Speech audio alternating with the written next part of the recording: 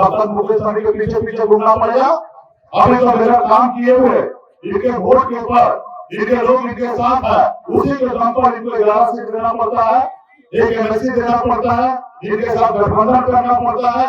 अगर ये हर जाति धर्म के लिए काम करेगा तो इनके सामने 51 सीट या 101 सीट देना पड़ेगा और एक समय होगा कि अपने दम पे सरकार बना लेगा। तो इसके लिए उन्होंने एक पॉलिसी बनाया और वो बोला कि सहनी जी आप हमारे पार्टी में विलय कर दीजिए। हमने कहा भैया ये पार्टी हमारा नहीं है, ये पूरे बिहार के निषाद समाज ने खून पसीना बहाकर अपने आने वाले बच्चे का भविष्य के लिए ये पार्टी का निर्माण किया है। ये पार्टी का मुख्य उद्देश्य है निषाद को आरक्षण दिलाना। आप आरक्षण दे दीजिए तो हम विचार करेंगे कि पार्टी विलय करेंगे। अगर आप आरक्षण लागू नहीं करेंगे तो यह असंभव है कि हम अपनी पार्टी विलय कर देंगे। अपने हम लड़ाई लड़ेंगे। आज जो हमारा दिल्ली में सांसद होगा उसको हमारा आरक्षण का नाम होगा। जब हम बड़े देश में लड़ाई लड़ने लगे और ये परेशान होने लगा और जब उपचुनाव था तो जबरदस्ती अपना प्रत्याशी उतार दिया। तो आपने सुना कि मुकेश सहनी कह रहे थे कि भाजपा वालों को लगा कि अगर सहनी आगे बढ़ जाएगा तो फिर हमको इनके पीछे पीछे घूमना पड़ेगा। मुकेश सहनी ने जनसभा में यह सब कुछ बताई कि आखिरकार विलय वाली बात कहां से निकली। उन्होंने कहा कि भारतीय जनता पार्टी के नेताओं ने हमसे कहा था कि आप अपनी पार्टी का विलय भारतीय जनता पार्टी में कर दीजिए। इस बात को मुकेश सहनी स्वीकार करते हैं, लेकिन मुकेश सहनी कहते हैं कि हमने उनसे कहा था कि हमारी पार्टी तो है ही नहीं, बल्कि यह पार्टी पूरे बिहार के निषाद समुदाय ने अपने खून पसीने से खड़ा किया है। निषाद मल्लाह समुदाय ने अपनी पार्टी खुद तैयार की है। मुकेश सहनी कहते हैं कि हमसे उन्होंने कहा था कि हम मल्लाह समाज को आरक्षण देंगे, हम निषाद समुदाय को जो आरक्षण की मांग है उसको पूरा करेंगे। और इस बात पर मुकेश सहनी ने कहा था कि अगर आप आरक्षण दीजिएगा, क्योंकि हमारी वो मूल मांग है, तब हम इस पर विचार कर सकते हैं कि आखिरकार विलय को लेकर हमें क्या करना है। मतलब कि हम सोचेंगे, हम विलय कर नहीं देंगे। लेकिन मुकेश सहनी का कहना है कि भारतीय जनता पार्टी वालों ने जानबूझकर 15 महीने के लिए हमको एमएलसी बनाया।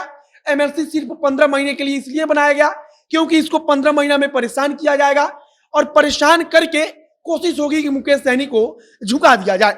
मुकेश सहनी कहते हैं कि 1 महीना बाद ही हमको परेशान करना भी शुरू कर दिया। फिर हमने सोचा कि आखिरकार हमने एक बार इन लोगों को झुकाया था, मतलब कि विधानसभा चुनाव के वक्त भारतीय जनता पार्टी को हमने झुकाया, तब उन्होंने हमें एनडीए में लिया और हमको गठबंधन के तहत सीट दिया। मुकेश सहनी कहते हैं कि हमने फिर सोचा कि हम दोबारा से भारतीय जनता पार्टी को झुका देंगे और इसके लिए हम उत्तर प्रदेश में चले गए।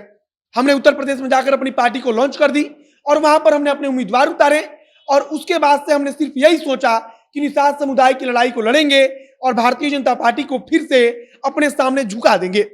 मुकेश सहनी अगर काम कर लेगा तो शायद जब तक मुकेश सहनी जिंदा रहेगा तब तक मुकेश सहनी के पीछे पीछे घूमना पड़ेगा।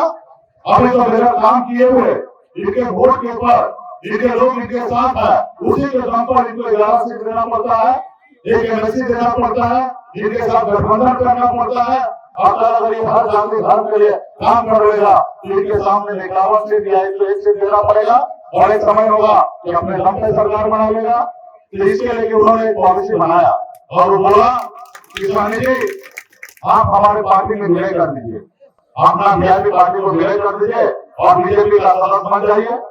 हमने कहा भैया ये पार्टी हमारा नहीं है, ये पूरे बिहार के निषाद समाज ने खून पसीना बहाकर अपने आने वाले बच्चे का भविष्य के लिए ये पार्टी का निर्माण किया है। ये पार्टी का मुख्य उद्देश्य है निषाद को आरक्षण दिलाना। आप आरक्षण दे दीजिए तो हम विचार करेंगे कि पार्टी विलय करेंगे। अगर आप आरक्षण लागू नहीं करेंगे तो यह असंभव है कि हम अपनी पार्टी विलय कर देंगे। अपने हम लड़ाई लड़ेंगे, लेकिन एक दिन हमारी लड़ाई सफलता की ओर बढ़ेगा। तो उनको परेशान होने लगा। फिर उन्होंने षड्यंत्र के तहत हमें 15 महीने का ही एमएलसी बनाया। सोचा कि इस बीच में इनको परेशान करेंगे और ये परेशान करने लगा, जबकि सरकार हमारा था, उसके बाद हमें परेशान कर रहा था। तो हमने सोचा कि ये परेशान कर रहा है, एक समय में हमारे सामने में झुका, फिर आगे झुकाएंगे। हम उत्तर प्रदेश चले गए, पार्टी लॉन्च किए, झारखंड में पार्टी लॉन्च किए। हमने सोचा पूरे भारत में पार्टी को मजबूत करेंगे और 2024 में मजबूती से लड़ाई लड़ेंगे। 10-15 सांसद बनाकर दिल्ली भेजेंगे। आज जो हमारा दिल्ली में सांसद होगा उसको हमारा आरक्षण का नाम होगा। जब हम बड़े देश में लड़ाई लड़ने लगे और ये परेशान होने लगा और जब उपचुनाव था तो जबरदस्ती अपना प्रत्याशी उतार दिया। फिर हमने कहा कोई बात नहीं, ये तो जबरदस्ती है भाई, ये गुंडागर्दी है, ये सीट हमारा है, फिर आपने जबरदस्ती उतार दिया तो भी खैर कोई बात नहीं, जनता मालिक होता है और जनता के बीच में हम भी चलते हैं, आप भी चलिए और जनता न्याय करेगा कि किस सीट किसका है। हमने दोस्ताना संघर्ष करेंगे, फिर हमने भी नॉमिनेशन कराया आप सभी के चाचा रमेश जी के सुपुत्री नेताजी को हमने प्रत्याशी बनाया और हम मैदान में उतर गए। फिर क्या किया, एक देखा कि मुकेश सहनी आगे बढ़ा, झुका नहीं, नॉमिनेशन करा दिया तो रातों रात उन्होंने हमारी पार्टी को तोड़ लिया।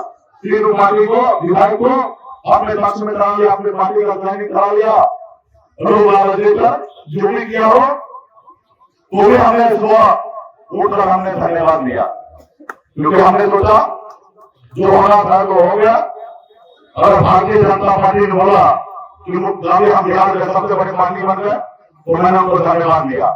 हमने कहा कि पूरे बिहार में निषाद समाज ने खून पसीना बहाकर आपको लड़ाई लड़ा और आपको 74 विधायक बनाया और उसके बावजूद भी आप 2 नंबर की पार्टी बन गए। और अच्छा, आपको चलिए शुभकामना, बधाई हो कि आप हमारे 3 विधायक मिला के अब बिहार के नंबर 1 पार्टी बने। चलिए कोई बात नहीं, शुभकामना आपको भी, और जो गए उनको भी शुभकामना कि आप लोग चलो फलो फूलो आगे बढ़ो। हम तो क्या है, निषाद के बेटा है, बल्ला के बेटा है, जिंदगी में संघर्ष करना जानते हैं। 30 रुपया रोज पे संघर्ष करके मजदूर के जिंदगी को मैंने जिया, फिर संघर्ष करेंगे। मुकेश सहनी वहां पर जनसभा में बताते हैं कि जब उन लोगों ने देखा कि अब मुकेश सहनी झुकने वाला नहीं है, तब उन्होंने हमारी पार्टी को तोड़ दिया और नंबर 1 की पार्टी बन गए। मुकेश सहनी कहते हैं कि जब विधानसभा के चुनाव में भारतीय जनता पार्टी दूसरी नंबर की पार्टी बनी थी, तब निषाद समुदाय के लोगों ने खून पसीना बहाया था। पूरे बिहार के निषाद समुदाय ने भारतीय जनता पार्टी को वोट किया था, लेकिन भारतीय जनता पार्टी ने उन्हें निषाद समुदाय की पार्टी में तोड़ फोड़ कर दी और उनके विधायकों को तोड़कर अपनी पार्टी में मिला लिया और खुद नंबर 1 पार्टी बन गए। मुकेश सहनी कहते हैं कि हमने उन लोगों को भी शुभकामना दी कि जब बात आई कि वे नंबर 1 की पार्टी बन गए, तब हमने उनको भी शुभकामना दी और जो लोग हमारी पार्टी छोड़कर गए उनको भी हमने शुभकामना दी। कुल मिलाकर मुकेश सहनी और भारतीय जनता पार्टी के बीच जो विलय को लेकर खबर चल रही थी, उस पर मुकेश सहनी ने खुलकर बोला और कहा कि विलय को लेकर भाजपा के नेताओं ने हमसे कहा था, लेकिन हम इसके लिए तैयार नहीं थे और हमने कहा था कि आप लोग निषाद समुदाय को आरक्षण दीजिए, लेकिन भारतीय जनता पार्टी की तरफ से हमें लगातार परेशान किया जाने लगा। बाकी आपने वीडियो में खुद सुना कि मुकेश सहनी क्या कुछ कह रहे थे। आगे अगर कुछ और जानकारी आएगी, कुछ भी नया अपडेट आएगा तो उसे हम आप तक पहुंचाएंगे। बाकी इस वीडियो को हम समाप्त करते हैं। वीडियो को शेयर कीजिएगा और अगर फेसबुक पर देख रहे हैं तो पेज को भी लाइक कर लीजिए तथा अगर यूट्यूब पर देख रहे हैं तो चैनल को जरूर सब्सक्राइब कीजिए। मिलते हैं फिर बहुत जल्द अगले वीडियो में। कैमरे के पीछे खड़े हैं पीयूष चौरसिया और मैं मोहित कुमार सिंह। बहुत बहुत धन्यवाद।